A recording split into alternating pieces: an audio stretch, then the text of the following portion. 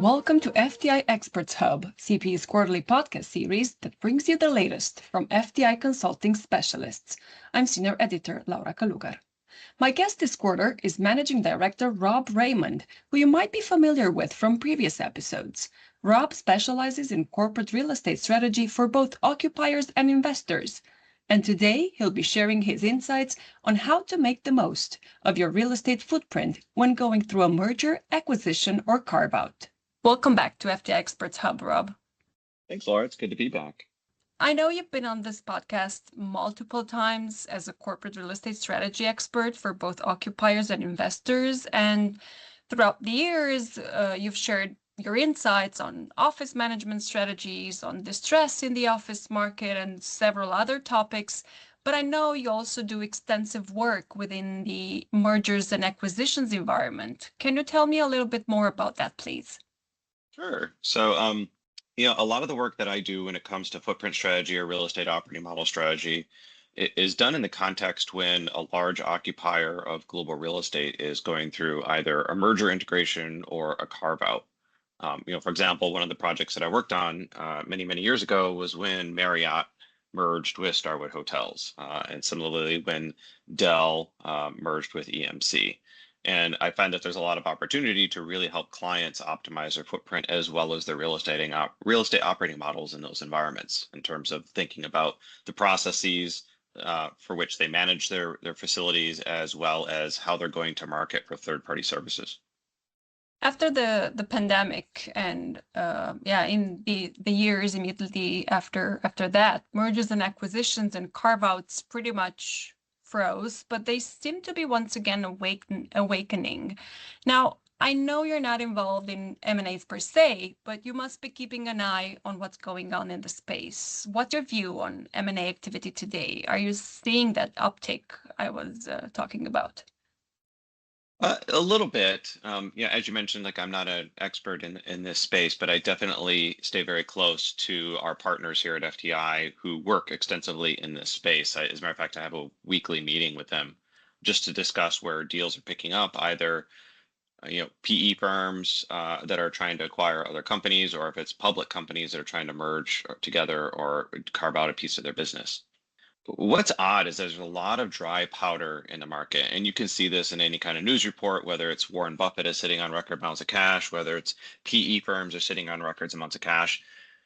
Deals are wanting to be made. It's that the buyers and sellers cannot agree to a price. So what's happening is a lot of the activity we're doing is what I call pre-signed due diligence. They're trying to figure out, okay, what's the company worth? How much should we pay? And then the deal just never happens because the buyer and seller can't agree to a price. And so it's an interesting time. There's a lot of work to be done in terms of valuing the deal, but the deals aren't actually executing right now. Mm-hmm. But normally, how do most of these transactions happen? What role do commercial real estate leaders play in each stage of these transactions? Well, there's three stages, really, and I already mentioned the first one. So the first one is the pre-sign phase. That's before a deal is inked. That's before both sides agree to the price. And that's kind of the secret stage. There's usually project code names. And CRE may or may not be involved in that first stage, depending on the size of the real estate portfolio that's in the scope of the transaction. The second phase is the sign to close phase. So that's the deal has been signed, but it hasn't closed yet. And that's where it's most important for CRE leaders to be involved, because that's where you're figuring out the strategy. What's in the portfolio, how much is it going to cost, what's the legal and financial impacts of the transaction that's happening, how is the real estate operating model going to happen once the deal does close. And then there's the third phase, the post-close phase. So that's now the companies are either merged or the company has been carved out and separated. There's a legal day one, and you need to get from legal day one to whatever day 100 or 200 is, because oftentimes you do a lot of quick fixes and band-aids in order to make legal day one happen from a portfolio and operating model perspective.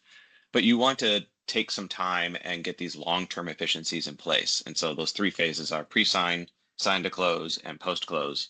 And oftentimes, CRE leaders, their most important work is in that second phase, that sign to close phase, because that's where all the magic sauce happens in terms of developing the strategy for whatever the future state company looks like. Why would you say it's important for commercial real estate leaders to have a seat at the table when discussing the overall business strategy for mergers and acquisitions and carve-outs? Well, really big decisions are being made about how much physical real estate is needed and where. And real estate moves slowly. So CRE leaders need to be involved in those key upfront stages so they know where the business plans to grow and contract in the 2 to 3 years post-merger so that they can configure the footprint and the real estate operating model to meet the business where the business is at the right time. And what happens if they're left out? What are the main risks and pitfalls that can occur if they only join the conversation in a later stage, the second or third? Well, you can get really big disparities in portfolio performance. If you're not planning for the right amount of real estate in the right places, you can get in a situation where you're overpaying for vacant space in one location while you're space constrained in another.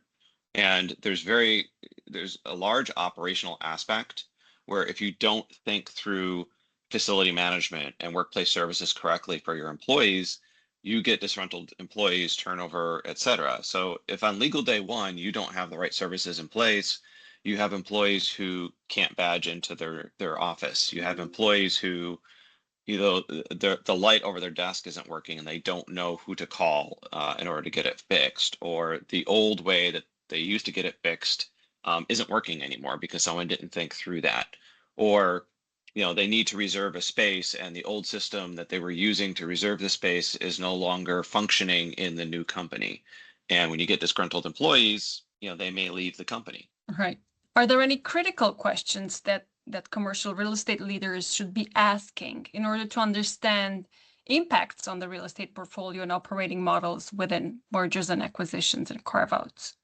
Well, I always talk about it's really the journalist inquiries, the who, what, when, where, why, and how. The So you should basics, be yeah. thinking, correct. So you should be thinking about who is managing the real estate portfolio. Are they employees or are they outsourced to a third party provider like a CBRE, a JLL, Cushman and Wakefield, et cetera?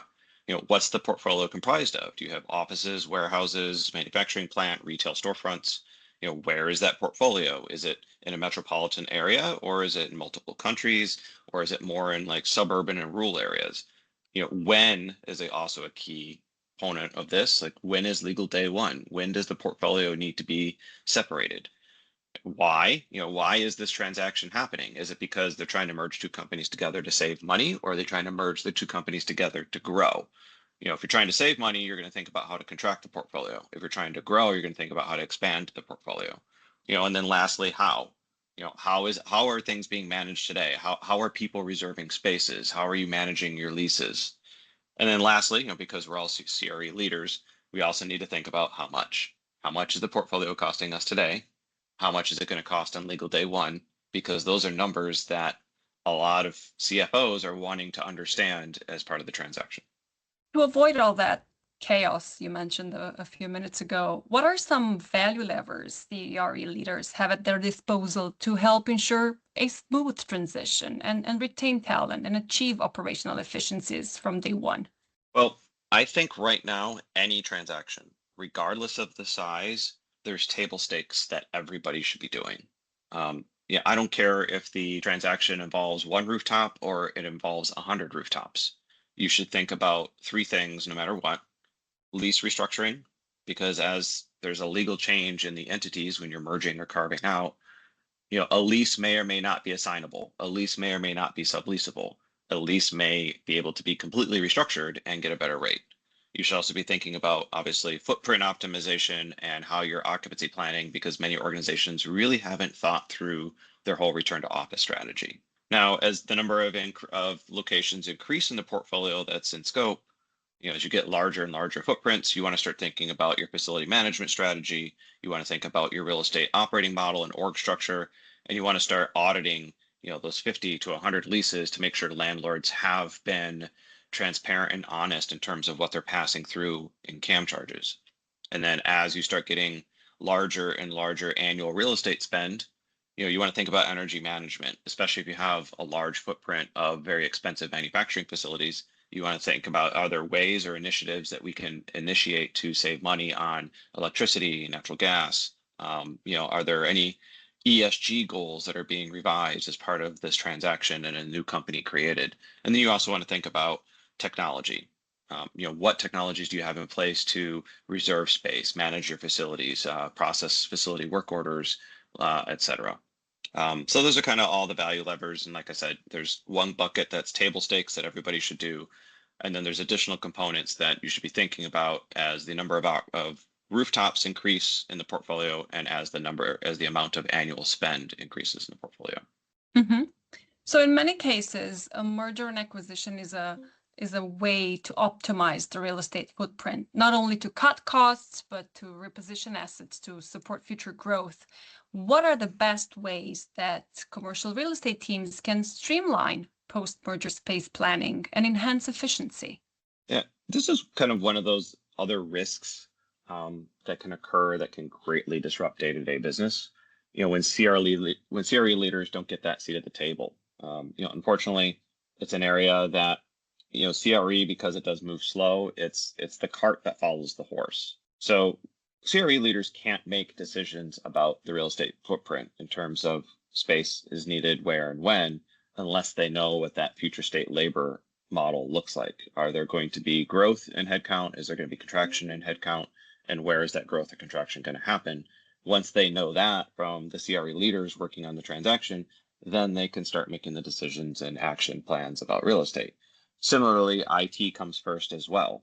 We can't make key decisions about some of the real estate technologies, whether it's lease admin, whether it's space reservation, facility management tools, unless we understand from IT, what the enterprise type systems are going to be that are coming over. And lastly, we also kind of follow behind finance. We need to understand what kind of budget is going to be allowed to real estate and FM in order to make these changes in the real estate footprint as part of the transaction. Is there any way that firms involved in mergers and acquisitions can identify redundant properties and plan strategic exits and reinvest in growth markets following a merger?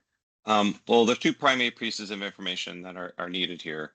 The first one I already mentioned. What does the post-merger labor model look like? What's the 2 to 3 growth plan for that future state company? With this, that's when you can plan a strategy and timing around exits of your leases. So that's where you can make decisions around, do I let a lease naturally expire? Do I have to sublease excess space in order to optimize a portfolio? Or is there a lease renewal coming up, and instead of renewing for the entire space, I can renew for half the space? As I said, real estate moves slowly. So if you need to grow, the opposite, if you need to grow in a certain location, you have to have time to canvass the market with a broker, to tour spaces, compare scenarios and budgets for build out, get approvals for that build out, negotiate terms of the lease, and then actually take time to construct and build out the space before you can occupy it. So, the redundant properties that you mentioned, that's where the labor model will really inform that. Oftentimes when you have mergers, you have 2 headquarters and you got to think about, do we keep both of them? Do you keep one or the other? And which one's the best one? And that's where you kind of do that site selection strategy to figure out which one's in a better labor market, which one's in a better access to transportation hubs, customers, whatever those decisions are. But oftentimes, like I said, it takes a long time to do this work. It doesn't move fast, and you got to work very closely with both your labor and your finance teams to really build that scenario out. Real estate certainly cannot work in a silo. As a real estate strategy expert, you must have come across lots of different situations throughout the years. Are there any particular myths about real estate strategies for occupiers, of course, going through M&As or carve-outs that you'd like to dispel? Well, there's 2. The first, and I'm not sure it's a myth per se, but when real estate is viewed as a procurement optimization exercise within these transactions, it oftentimes leaves money on the table, and it almost always leads to issues post-close. The strategy and timeline to execute the change in the portfolio, real estate is often viewed as a return. It should be viewed as a return on investment and not simply procurement, like other assets that you often find in procurement exercises like truck fleet, raw material inventory, or even other types of vendor agreements. It's just real estate is not the same animal, and it should not be viewed as that. Real estate can actually have a true return on investment, whereas other things that are in a procurement type of optimization exercise don't really have that same return on investment. Rather, they get depreciated. The second myth is that small things that lead to culture aren't really important to think about. These small things are like branding of the workspace, signage, workplace services, cafe, coffee, etc. Yeah, sure, they might not be important on legal day one, but they're certainly important by day 100 or day 200 post close. And the reason is that it's that whole impact on disgruntled employees. It can have a big impact on employee morale. If it's 3 weeks, 4 weeks of a new company. We've merged with another company and my badge still isn't working. It's 4 weeks later, and what happened to the coffee that I used to get every day? And even worse is when you're now supposedly working for a new company, but you look up and you still see signage and branding of your old company. The cost of employee turnover and loss of productivity, unfortunately, won't be seen in real estate numbers. They'll be seen in those labor synergies that the labor team put together as part of this deal. And when those labor synergies start to evaporate, no one really thinks to look to real estate or workplace services as the root cause. So in conclusion, we could say that mergers and acquisitions are exciting opportunities that have the potential to accelerate expansions and strengthen capabilities, but they also come with lots of risks and uncertainty and implementation challenges. What's a core piece of advice related to real estate that you'd give to your clients? You have to know, if you're a CRE leader and you know this transaction is coming, whether it's a merger integration or a carve out, you have to, as soon as you can, know your portfolio intimately. I mean, let's admit it, and CRE leaders, especially if you have a large portfolio, you don't always know every single piece of real estate you have in every single location and how much you're paying for it.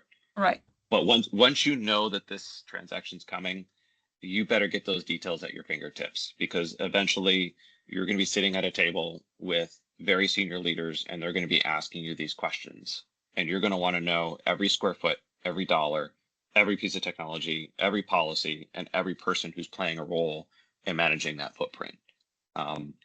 Otherwise, if you're asked this question and you got to go take a week or two, time is of the essence in all of these transactions. And if it takes you a week or two just to go get a key piece of data in terms of understanding, do we have footprint in Spain or not? As the time ticks for you to go find that out during the transaction, it can be very costly. Rob, thank you very much for another insightful conversation. It's always a pleasure to talk to you. I always love doing these podcasts. Please reach out anytime you want to discuss another topic. Happy to do so. Thank you all for listening. If you liked this episode, please rate and review it on the podcast platform you're using. For the latest news, trend stories, and podcasts, check out cpexecutive.com every day. I also encourage you to subscribe to our recently relaunched YouTube page, which includes exclusive interviews with high-profile executives in the commercial real estate industry.